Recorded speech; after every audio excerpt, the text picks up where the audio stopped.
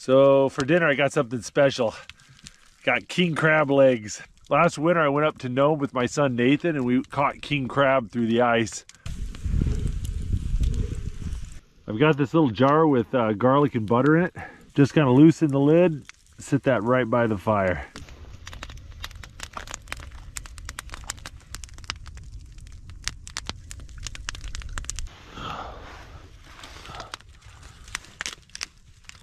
Look at the size of that crab leg.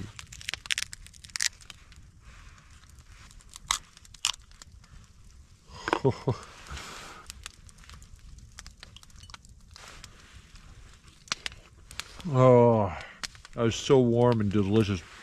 When you cook the crabs over the fire too, it makes their shells brittle. Makes it a lot easier to shell them. You just use your hands. You gotta eat quick. Things cool off really quick around here.